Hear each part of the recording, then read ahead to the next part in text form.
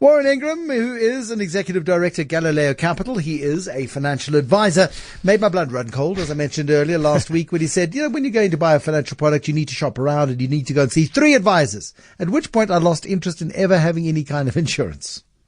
I mean, it's a fate worse than death, Warren Ingram, because what you get is 3 very compelling and convincing individuals who are trained in the dark art of selling insurance, who are going to tie you up in knots. And for the vast majority of us, we don't speak insurance. 100%, nor do I. And there's no, I can't think of a better way, to be honest. And I think the only thing I could say when I give you that recommendation to talk to 3 agents, and I'm quite specific. Agents or advisors? No. So that's the difference here. So I'm going to give you 3 routes if you want to buy insurance. Right. Because I can only think of 3 routes, and I'm sure the industry will think of many more than I have. But if we're talking about the 3 options, the one would be direct insurers, so we hear them advertising all the time, and I'll explain that one. Then dealing with 3 agents, and I'm very specific about that. It's people who are trained in their company's products. And then the third option would then be a properly independent financial advisor, one that's trained in being an independent advisor selling insurance.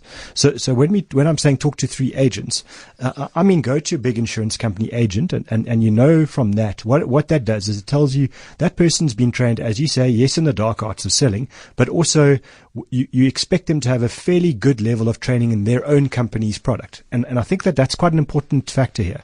But why I say 3 is, if I'm going to company A, I would tell company A's agent that I'm going to be speaking to company B and C, and I want them to critique the other 2 companies' products and to tell me why company A's product is better than company B and C, because guess what?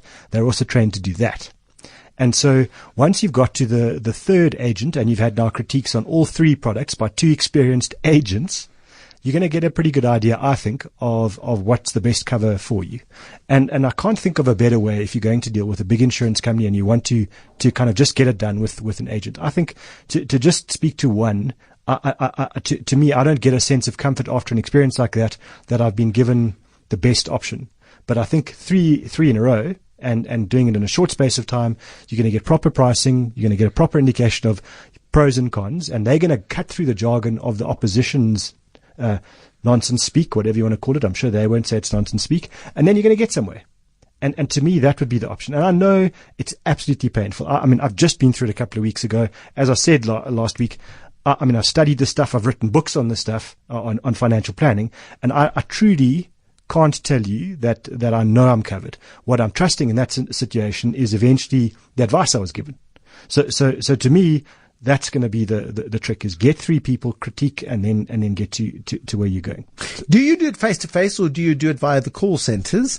Do you get the conversations recorded so that one day when it comes to claiming, there is a recording of the conversation that you have had with this agent? Because they do keep the recordings, and therefore your understanding can be tested if there is ever anything contentious, if ever you have to get the ombud involved, or bring it to the media or anything like that. So I think that the call center one is then more direct, isn't it? It's actually dealing with direct insurers, because I don't know of many of the big insurance companies that are agency driven or agent driven that will then also have. Okay. So I think the one with the call center, nothing wrong with it, but then 3 call centers, three direct options there as well, and get a good idea.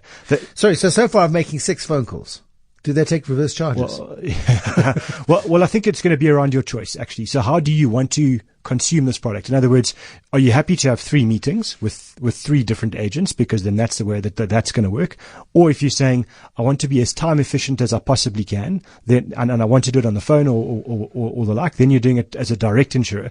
So I think that you're either doing 3 meetings or 3 phone calls. And then the last option is then the independent advisor. So I think that, it's really about choice here. We need to, I think to me, we can't do all of those.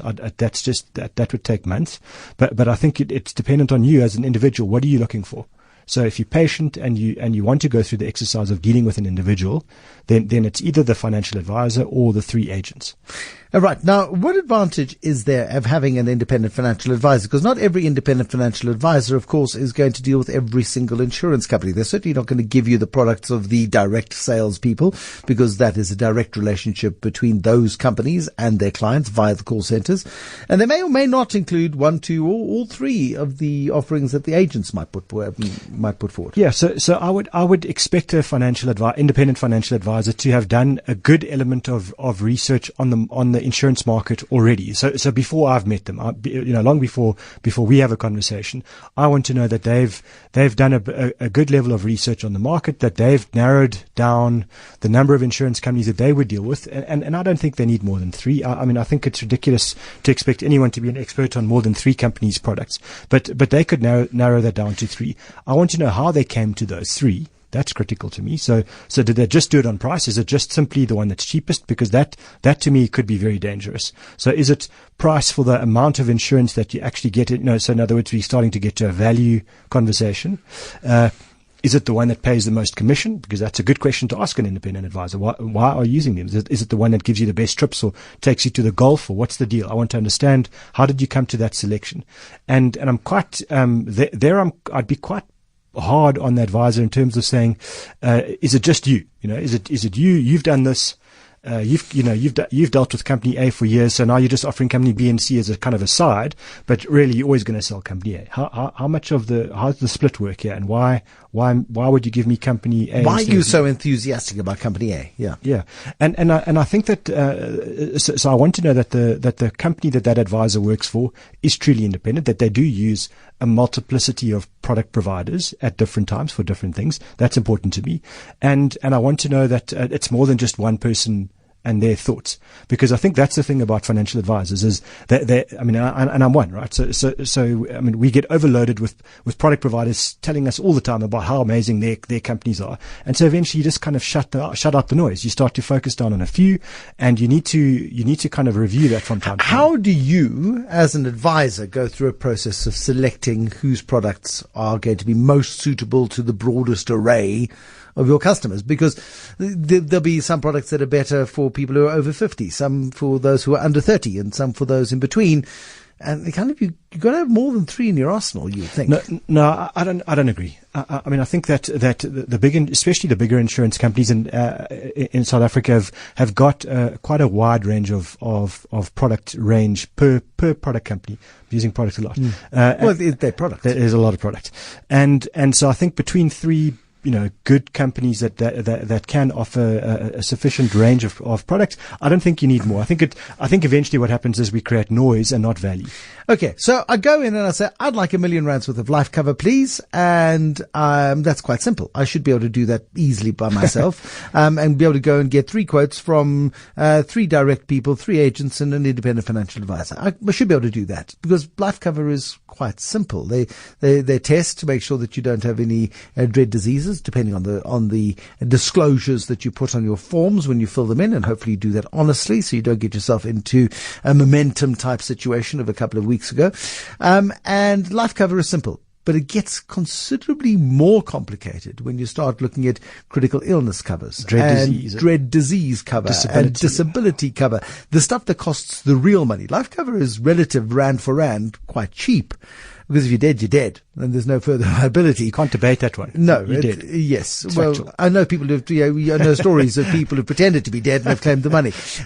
But where it gets incredibly complicated, and where I get really hesitant about recommending that people go and speak to lots of different individuals, because the language between insurance companies will differ, the terminology will differ, because we don't have industry standards that are absolutely the same, so you can compare apples with apples.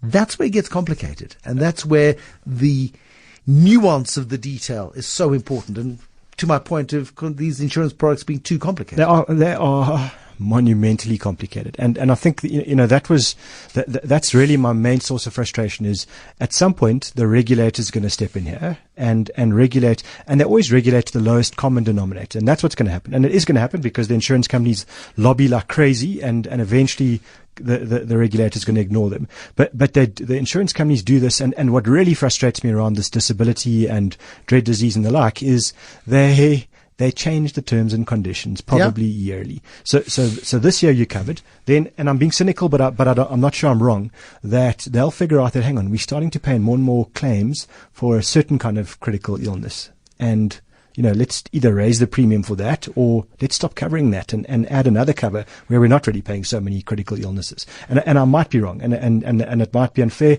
I just have a sneaky suspicion that when you're dealing with teams of lawyers and teams of actuaries, that's what they're doing. That's what they're doing on the other side of this equation. That's why they get paid the huge money. Which is why you've got to be reviewing this every single year and make sure that the person with whom you are dealing is perfectly up to speed with every nuance of what the companies are up to. And I think that's where the training comes in, because they will have been trained. Who trains them? The companies. I mean, you've got to be, if you're going to be selling company A, B, and C's products, only company A, B, and C can train you on their product. Okay, but that's where I can start to use the insurance companies against each other, right? Because on the one side, yes, they've got these teams of lawyers and actuaries that are working against me when I want to buy from them, but at the same time, they're training their agencies to say, hang on, just note that in this instance, our product is better than company B and C. So actually what happens is these teams of lawyers and actuaries are also analyzing their competitors' products, and I want to try and benefit from that. So that's why I think it's worthwhile going through the exercise of getting at least 3. You see, you just made my blood run cold again. I'm going to freeze. Lawyers and actuaries working against me. Now, that's how I feel. It's my opinion. No, and that's fine. And I think a lot of people would agree with you. But that undermines everything that you're hoping to get when you when you pay somebody a lot of money to give you the peace of mind that in the event of a disaster, that there will be some protection. And if you've got this view that people are working against you, then it goes to the very core as to whether or not these insurance companies are really there to pay you out. And I know they will be very cross with us for suggesting that they're not. But your assertion that they work against us means you believe that. I feel that. And I feel that it's almost like a casino. When you go to a casino, there's an acceptable amount of money that they do pay out when you're gambling. So there's an acceptable level of payout ratio. And I feel it's exactly the same with insurance companies. There is an acceptable payout ratio. They're going to say, you know what, we pay out 98% of all claims. What do you mean we don't pay out claims? Well, the question is then what happened to the 2% that were paying you that you didn't pay out? Are they all just lying? I don't believe it. I don't believe that. And so that's where, and I think it's been caught out maybe through ignorance or not necessarily understanding, or the slick salespeople that you're talking about that did talk a hole in their head. So to me, but this goes to the very integrity of the financial services industry, which I thought had brought itself back from the brink of self-destruction and has started behaving better. If that was true, then surely the products would be simple for us to understand. Surely we'd be sitting here, you and I would have deep comfort. Is it possible, in your opinion, for them to simplify to a point where human beings can understand the stuff they say? It's not even a question. I mean, I think there should be a certain number of things that every life product covers that we know. Okay, so if I'm in a car accident and I lose the use of my legs, I'm going to be covered. No if, buts, or whatever. As long as I was honest about whatever it was before the time, that these are the issues that I have, yes, I'll be covered. I'm not sure that that's always the case. And then there's, and that's what. So why then are we such suckers for buying these things? Because if we can't be guaranteed that we'll be covered when we have been completely transparent and honest, what's the point of being covered? Well, I think 2 things. One, you definitely have to be transparent and honest. I mean, I think that's the one thing that insurance companies will say is that the people that are their clients, potential clients, do lie. And I think that is a portion of people.